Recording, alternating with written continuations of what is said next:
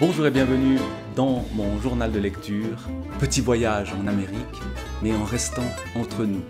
L'Amérique entre nous, un livre signé Aude Seigne, publié aux éditions Zoé. Un voyage en Amérique donc, d'un couple. Elle, la narratrice, et lui, Emeric, l'homme avec qui elle vit.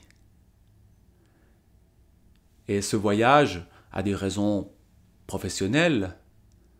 Elle travaille dans un magazine qui s'appelle Star et elle va interviewer des stars qu'on trouve dans le livre appelés par leur prénom, des stars de cinéma ou de séries télévisées.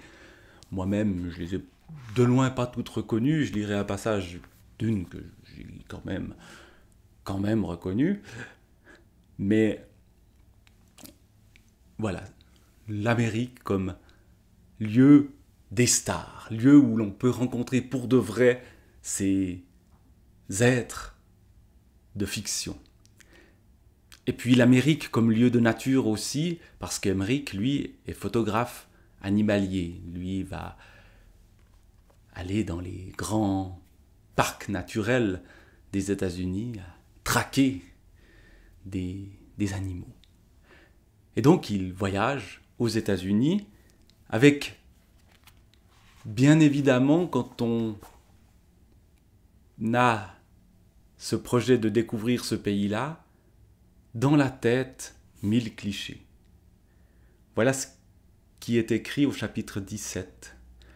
L'Amérique est à ce point recouverte d'un film cinématographique, le film du cinéma et le film qui recouvre l'Amérique et la couvre dans le sens où on ne voit pas forcément la réalité sous le film. L'Amérique est à ce point recouverte d'un film cinématographique que je m'étonne d'y trouver des coutumes que je n'ai pas encore rencontrées en fiction, telles que les tailgate parties. Je voyage seul jusqu'à Milwaukee, me laisse convaincre par un groupe de l'auberge de jeunesse d'assister à un match de baseball. La camionnette nous dépose 3 heures avant le début du match, sur le parking assombri par un orage. Nous en extrayons des chaises de camping à un barbecue, des bières, des chips. Évidemment, on a quand même beaucoup de clichés qui se retrouvent. Comment y échapper quand on parle de l'Amérique ? Et pourquoi y échapper ? Parfois, les clichés collent à la réalité. Mais en même temps, nous sommes dans une fiction en lisant ce livre-là. Donc il y a toute une réflexion sous-jacente entre fiction, réalité, images de magazines de mode ou de magazines de stars et réalité. Toutes les places de stationnement sont peu à peu occupées par d'autres groupes qui répètent les mêmes gestes et personne ne s'avoue vaincu par les bourrasques, tant ce moment de beuverie carrossière fait entièrement partie de l'expérience du baseball. Le match est d'une nullité écrasante, au dire de ceux qui sont capables d'en juger. Je tente de comprendre les règles, mais elles ne s'appliquent jamais. Toutes les balles sont manquées, les échanges avortés. Le tempo est si lent que je me distrais en rêvant activement à Henri, rédigeant dans ma tête un prochain message, imaginant ses commentaires, s'il assistait à ce match avec moi. Là arrive un prénom, Henry, Henry, je ne sais pas comment il se prononce, mais je vous disais, je crois, ou peut-être que je ne l'ai pas dit, mais l'homme avec qui la narratrice voyage, visiblement pas à cet endroit-là du texte d'ailleurs, où elle est seule, ou en tout cas elle rencontre d'autres gens, mais elle ne parle pas de son compagnon qui s'appelle Emeric. Et elle pense à Henry. Qui est cet Henry ou ce Henry ? C'est un collègue de travail. Et tout le livre est bâti sur, au fond, 2 endroits et 2 hommes. Les 2 hommes que la narratrice aime, celui avec qui elle vit, avec qui elle voyage, avec qui elle a failli avoir un enfant, qui est un des points de départ douloureux de ce livre-là. C'est un avortement. Et puis, cet autre homme, ce collègue de travail, qui lui est marié et va avoir véritablement un enfant, aime sa femme, mais en même temps avec qui elle vit des moments ambigus, et de qui elle tombe amoureuse, en même temps qu'elle reste amoureuse de Emmerich. Donc on a cette histoire d'amour qui vient se greffer au voyage en Amérique, et qui vient, comme des flashbacks, éclairer d'une manière nouvelle le récit de voyage. Donc on se retrouve au boulot. Un vendredi soir de printemps, Henri et moi sortons avec des collègues. Sur la terrasse d'un pub étudiant, nous avalons des burgers et des bières qui effacent un peu ma tristesse. Il y a déjà un peu d'Amérique, hein, des burgers et des bières. Il y avait déjà des bières, il y avait des chips avant, des choses comme ça, du barbecue. Sur le parking du baseball, là, on a déjà l'exportation des traditions américaines qui sont déjà chez nous. Sur un coup de tête, quelqu'un propose d'aller danser. Une ancienne maison de maître vient d'être reconvertie en lieu alternatif, juste à côté. Henri dit oui parce qu'il adore danser, et je dis oui parce que j'aime ce qui s'atténue en moi. La soirée est inattendue. Nous rions aux larmes, chantons et dansons n'importe comment. Dans la danse, je me sens désirable. Je me réapproprie mon corps, comme ce n'était plus le cas depuis plusieurs semaines. C'est le groupe qui domine. Henri et moi nous ignorons. Puis nous nous retrouvons à l'écart pour prendre l'air à la fenêtre. Je roule des cigarettes que nous fumons en expirant dans la nuit. Henri passe son bras autour de ma taille. Je me dis que c'est nouveau et que j'aime que ça existe. La fenêtre est étroite. Il faut se serrer pour y tenir ensemble. Puis Henri rapproche mon corps du sien, m'embrasse dans le cou. Je me convainc que ce n'est rien qu'une amitié qui devient plus tendre, jusqu'à ce que nos fronts se touchent, nos tempes roulent l'une contre l'autre. Je ferme les yeux, c'est à la fois doux et animal. Deux corps se rapprochent, amitié tendre, rien que ça. On a le point d'interrogation qui s'esquisse, et ce qui naît entre la narratrice ici et ce collègue qui s'appelle Henri va bien évidemment troubler le couple assez ancien qu'elle forme avec Emmerich, sans pour autant faire s'éteindre son amour pour Emmerich. Donc on a cette problématique amoureuse qui est présente tout au long du livre, qui est sans doute même la problématique principale de ce livre. Cette femme qui aime deux hommes et qui les aime différemment, mais sans avoir l'envie d'en sacrifier un. Et à la question évidemment aussi de l'aveu à l'homme avec qui elle vit, de la présence de cet autre homme. Donc tout un tas de questions. Et puis donc les stars. Les stars comme celui-là. Liées aussi à une question de désir, de fantasme. On est dans un roman très, très sensuel. Peut-être pour s'en rendre compte encore mieux, faut-il écouter les musiques qui sont mentionnées à chaque début de chapitre. Vous avez, ce qu'on voit peut-être ici,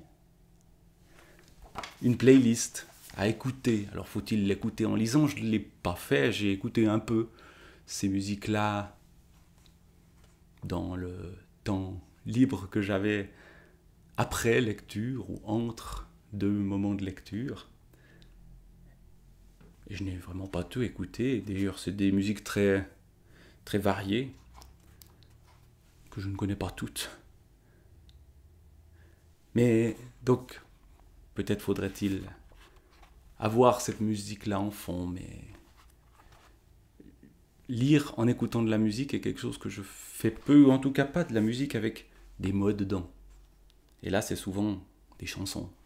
En anglais peut-être, même pas toujours, d'ailleurs des choses en français aussi.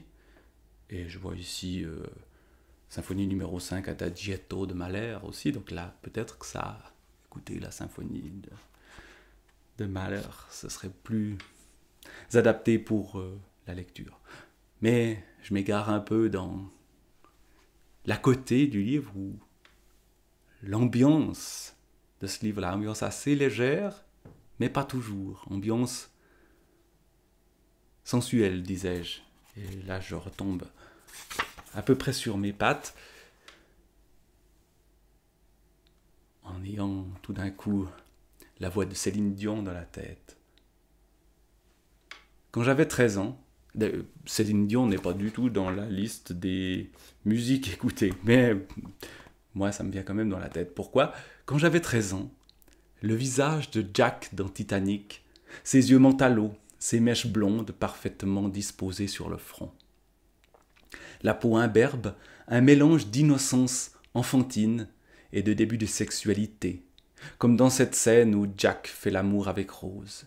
Il est lisse et luisant, mais une touffe de poils noirs dépasse de son aisselle. Pendant des années, tous les hommes blonds aux yeux bleus que je rencontrerai se déclineront en plus ou moins Léo, qui sera aussi ma première incarnation du plaisir. Je rêve que je fais du camping avec des amis qui sont toutes parties. Il y a ce chanteur blond avec moi dans la tente, qui n'est pas Léo, mais en fait si. Dehors, il fait nuit. Dedans, la lumière est tamisée. Je suis couché dans l'angle de la tente. Il est allongé sur moi, ses épaules nues m'enveloppent. Et soudain, une immense chaleur me donne l'impression de m'élever. Pendant des années, j'ai eu le portrait de Léo affiché au mur de ma chambre, m'observant quand je me déshabillais, ou lorsque je ne savais pas à qui parler, sans jamais tout à fait perdre de vue sa qualité de papier, d'image reproductible à des millions d'exemplaires. Il était un confident et un amoureux imaginaire. Les fantasmes de l'adolescence, Léo DiCaprio, mais elle ne dit jamais le nom de famille pour aucun des personnages qu'elle rencontre. Ce qui fait que pour d'autres, je n'en ai strictement aucune idée de qui il s'agit. Il m'est difficile d'envisager une rencontre qui confronte davantage le fantasme et la réalité, tant j'ai observé Léo visionner 150 fois ces scènes. Je connais par cœur la rondeur de ses épaules, plus grasse que la norme hollywoodienne. L'endroit où sa mâchoire marque un angle, sa manière de passer sa langue sur ses lèvres avant de répondre, le petit reniflement discret quand il est embarrassé. Je le connais comme si j'avais vécu toute une vie avec lui. Et tout d'un coup, il devient réalité. Réalité qui pourtant, puisqu'on est dans un roman, tient du fantasme. Je ne pense pas qu'Aude saigne, qui n'est pas tout à fait le jeu de ce roman. Mais je ne pense pas qu'elle a véritablement rencontré Leonardo DiCaprio. Enfin, peut-être que si. Donc on a un fantasme réalisé, rencontré l'idole de son adolescence, le personnage sur l'affiche, le personnage qu'on a désiré, le rencontrer en vrai, mais plus du tout adolescent. Quand il m'ouvre la porte, il porte un short en viscose, un t-shirt gris et une casquette au sigle d'un organisme environnemental. Il me propose un coca, je dis que je n'en bois pas, il a l'air surpris, ce qui l'oblige enfin à me dévisager frontalement. Mon fantasme est là, mais comme décalé, caché sous le corps de cet autre homme qui lui ressemble. Nous nous asseyons sur des chaises longues au bord de la piscine, mais de biais, pour discuter en face. Sa maison est vide de tout objet qui traîne, comme un catalogue d'immobilier. J'ai de la peine à formuler mes questions tant il me semble que je sais déjà tout. Je trouve plus simple de lui en confesser les raisons. Je lui dis qu'il m'a aidé à grandir, sauvé la vie à une époque où je n'y tenais pas beaucoup, qu'il m'a fait réfléchir aux images, à l'absolu, que j'ai l'impression de déjà le connaître, et qu'il doit souvent entendre ça. Il m'interrompt pour dire que pas vraiment, non. Il me sourit d'une manière qui entretient un lien avec mon fantasme de l'époque. Il me demande ce que je veux savoir. La vérité, c'est que je veux réentendre son histoire de sa bouche, en espérant y déceler du neuf, mais que j'ai dû lire toutes les informations disponibles à son sujet. Né à West Hollywood, quartier pauvre, son père croise Bukowski lorsqu'il promène bébé Léo dans sa poussette, parents 68 arts, artiste fauché, le petit Léo qui imite comme une seconde nature, s'abreuve de films, mauvais à l'école, sauf en biologie. Il a le même groupe d'amis depuis l'enfance. Et puis, elle me frappe, cette différence, cette couche de récit supplémentaire qui englobe Léo. Et là, elle rajoute une couche, d'ailleurs. Léo, c'est l'incarnation même du rêve cinématographique américain. L'enfant des quartiers pauvres qui grandit à 2 pas des studios de cinéma et qui ne sait faire que jouer. Je lui fais part de mon analyse et il rit en avançant la lèvre inférieure, marquant des rides au coin des yeux, qui n'étaient pas là quand j'avais 13 ans. Il a les lèvres sèches, presque gercées, mais toujours d'une jolie forme nette. Je catalogue tout en vue de prendre des notes plus tard. Il dit qu'il a grandi en se sentant à l'écart de cet étrange système hollywoodien et qu'il se perçoit toujours un peu comme un outsider. J'ose un regard qui ne le prend pas au sérieux.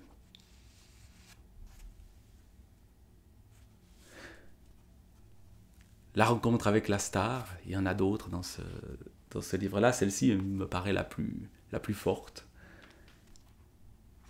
Et cette histoire d'amour, ces 2 hommes qui n'ont pas tout à fait le même statut aux yeux de la narratrice, mais toutes les hésitations, toutes les questions que cela pose. Voilà de quoi parle ce livre, avec beaucoup de sensibilité et de sensualité, mais aussi un sentiment de la catastrophe. La catastrophe qui est celle des incendies aux États-Unis au moment où elle parcourt ce pays. Ça n'est pas daté précisément. Il y a quelques années, je crois avoir lu quelque part que le président du moment de ce voyage est le président Obama, donc il y a une dizaine d'années, un peu plus peut-être. Et il y a des incendies. En repartant vers l'est, le paysage devient rapidement désertique, une étendue de rocs et de buissons arides, sous une chaleur telle que la terre semble vibrer. Il fait près de 45 degrés, et je comprends qu'il ne faudrait pas tomber en panne ici, que tout arrêt prolongé serait fatal. Le désert est recouvert de reflets fluides, que notre imaginaire attribue d'abord à un projet militaire secret. Typiquement les films américains qui arrivent, projet militaire secret. C'est des choses, la CIA qui nous manipule, des théories conspirationnistes qu'on voit partout, et notamment dans ces clichés sur l'Amérique qui nous arrivent constamment à la figure. Le film catastrophe, là on est dans ce genre de film-là. On était au bord d'une piscine avec une star tout à l'heure. Là, tout d'un coup, on est dans un autre type de film, mais on pourrait avoir Leonardo DiCaprio, ou peut-être non, quelqu'un d'un peu plus baraqué, qui débarque là au milieu. Schwarzenegger, je sais pas, je crois pas qu'elle rencontre Arnold. Il n'y a pas de Arnold dans cette histoire-là, même si c'est peut-être l'époque où il était gouverneur de la Californie. Et que ça se passe, je ne sais pas exactement dans quel coin des États-Unis, mais peut-être pas si loin que ça, de la Californie. Oui, il y a la vallée de la mort, donc on est dans ces coins-là. Nous devons plisser les yeux pour parer à l'illusion et réaliser que ce sont des champs de panneaux solaires, alimentant un terrain de golf d'une luxuriance absurde. Tout ce soleil doit déformer les images mentales. C'est ce que je me dis lorsque nous nous arrêtons à Baker pour prendre de l'essence et y trouvons un magasin de produits présentés comme extraterrestres. En bifurquant vers la vallée de la mort, la route devient poussière, puis sable. Les collines qui ont dû être noires sont désormais d'un gris mat usé par la chaleur. Et soudain, nous sommes sur un plateau herbeux, une piste caillouteuse, immobilisée au bord de la route. Nous n'avons qu'une centaine de mètres à parcourir jusqu'à la grotte, mais je marche, les yeux baissés, à la recherche de ma propre ombre. Je parlais d'incendie, mais je crois que c'est pas ça. Ce passage ici, c'est plutôt vraiment le désert et la vallée de la mort, et un lieu où Emmerich va photographier des cyprinodons. Mais plus loin, je crois qu'il y a effectivement des scènes d'incendie, d'autres scènes apocalyptiques.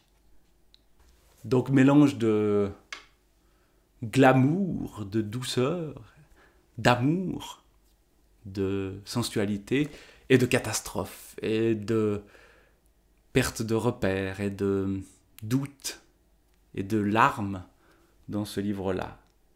L'Amérique entre nous. Peut-être ce qui est le plus intéressant, c'est le entre nous.